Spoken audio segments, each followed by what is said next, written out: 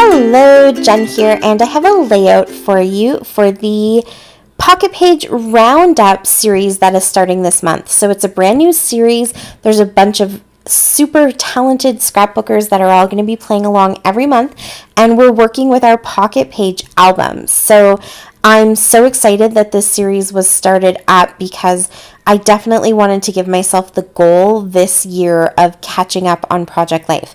In 2018, I decided to do Traveler's Notebooks instead of Project Life, and it kind of threw me off a little bit because they were pretty time consuming, just, picking all the photos, making sure that they were printed as collages so that I had them small enough that I could put them into the Traveler's Notebook, and I had to condense a lot and really kind of pick and choose the ones that I wanted.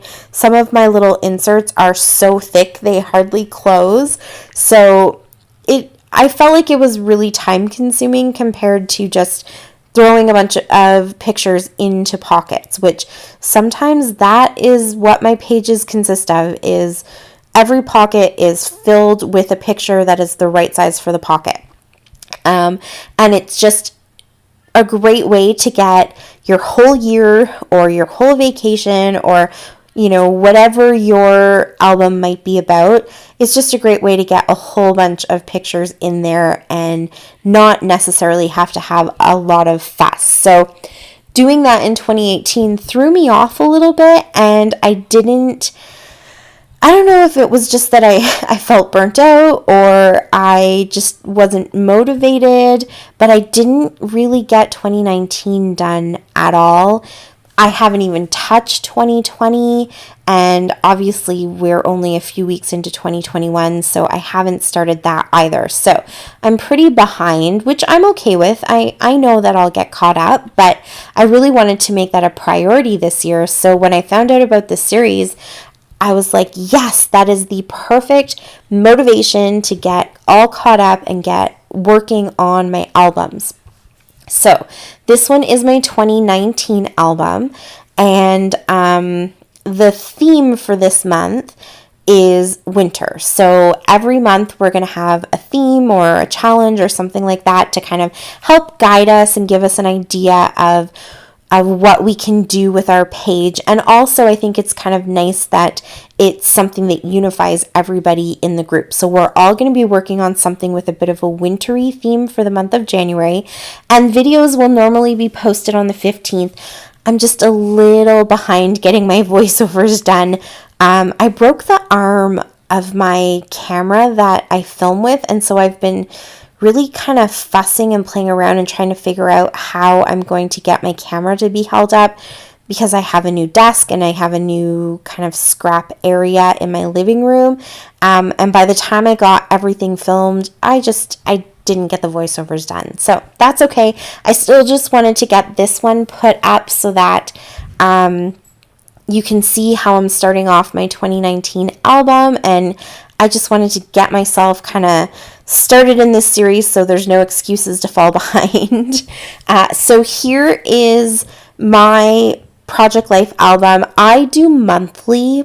I started out doing weeks, and over time I just felt like there was a lot of pressure to get a ton of pictures every week, and it's just not how I do it. So I might, for example, in this spread, I might have a bunch of pictures from just one day that I absolutely loved, and I want to put them all in there.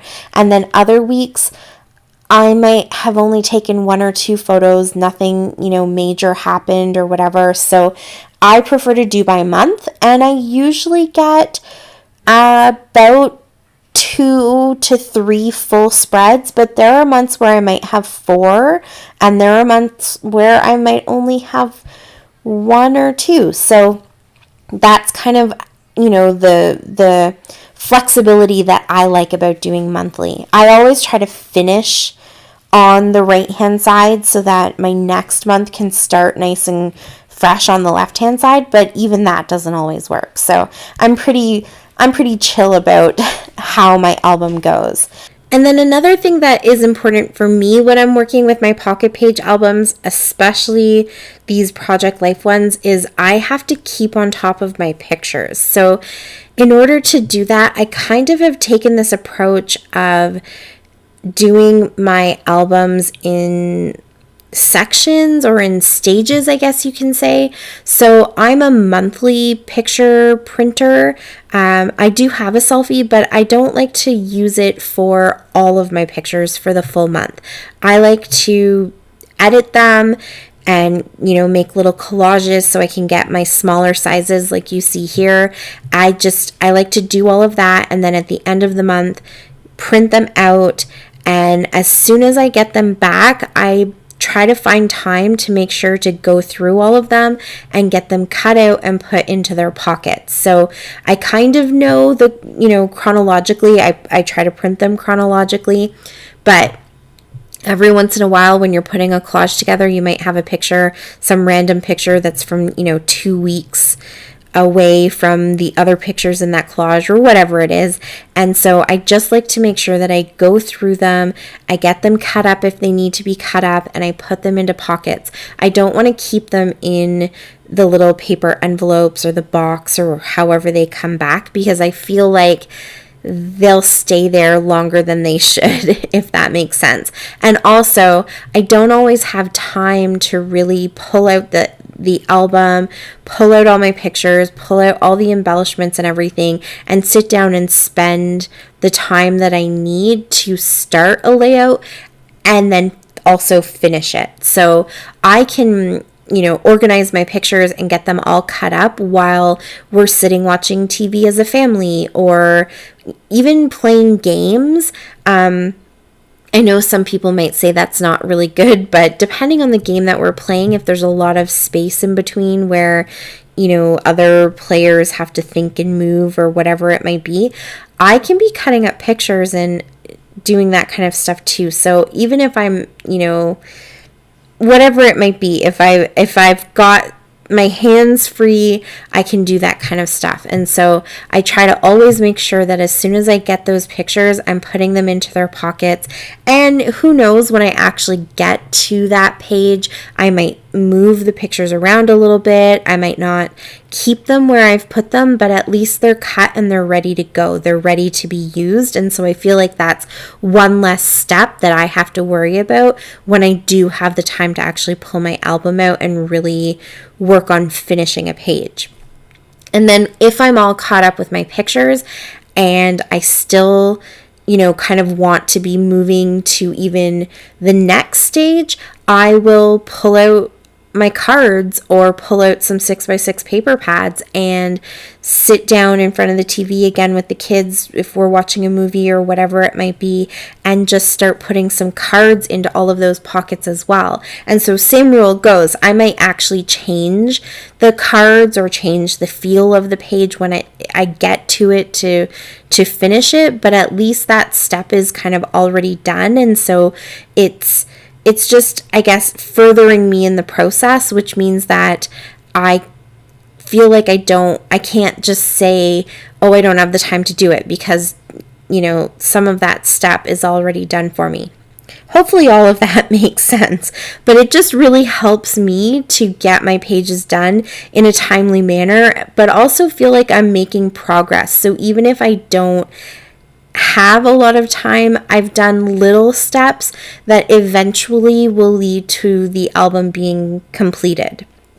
And if I have a picture and I have a card in a pocket and I have 15 or 20 minutes and I don't think I can get a full page done, I can just pull out the card and pull out the picture and at least get one done, and that furthers me along as well. And so when we used to travel, one of my very, very first, when we used to travel before the pandemic, but one of my very first videos that I ever put on YouTube was actually showing my travel kit that I would take to dance competitions and things like that, where I pull out individual cards and would just work on an individual card. And so it was just a little box filled with some cute embellishments and things like that, and I could work on a few cards, and over the course of a 4-day dance competition, I could probably get 2 pages done just by working on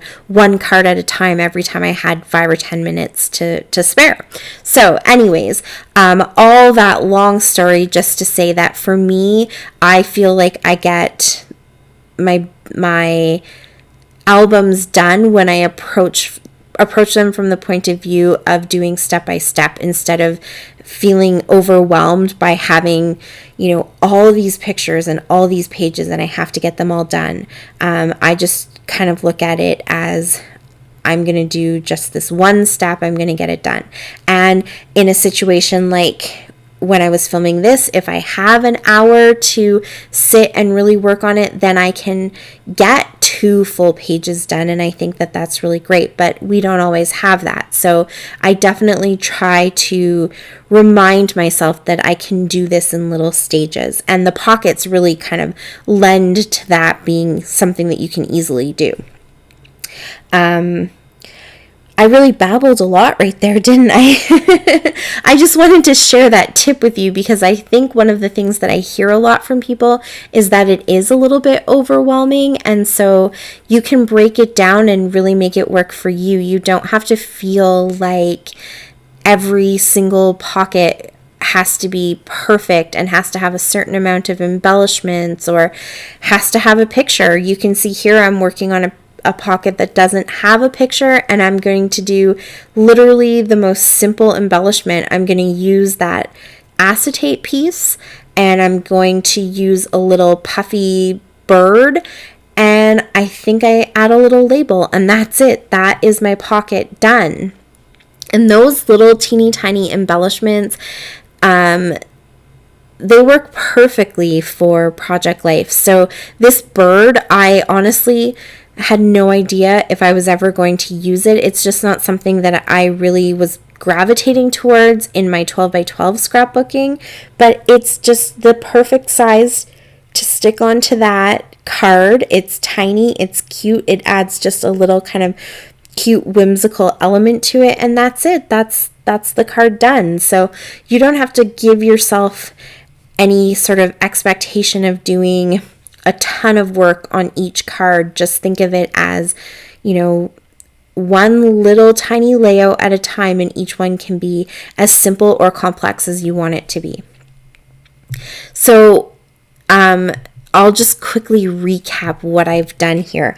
I usually start by picking my backgrounds, and in this case, because I'm using a 6x6 paper pad for my backgrounds, I went through and picked the patterns that I wanted, and then I cut them down to their 4x6 size. So on the left-hand side, I think I used 3 different patterns, and then I kept the cuts that I cut away from the 4x6, so those sort of 2x6 chunks of scrap, and I use those on the opposite side so that you really have the 2 pages tying in together, because my pictures overlap a little bit. I have some pictures from a little photo shoot that me and the boys took, and then just a few random pictures, so I really wanted both sides to tie in really well. So that's what I tend to do when I'm working with 4x6. If I was working with Project Life cards or cards from another company, I would just try to find cards all in the same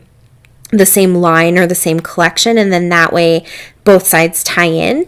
And then once I had backgrounds for all of the pockets and all of the pictures that needed them, then I just go through and start embellishing. So sometimes I embellish with those scraps of paper, and other times, like here, I embellished with the embellishments that come with the collection. So I've got my title card here, and I've got some chipboard and puffy stickers, and I've got the label or like phrase sticker sheet, and the 6x12 sticker sheet, and then some of the cut aparts from the 6x6 papers. And that is it. Those are my 2 sides. So hopefully I didn't chat your ear off too much. Thank you so much for watching. I really, really appreciate it. Let me know if you're doing pocket scrapping this year and how far along you've got or what your plans are. I always love to hear what people are doing. And until next time, happy scrapping. Bye.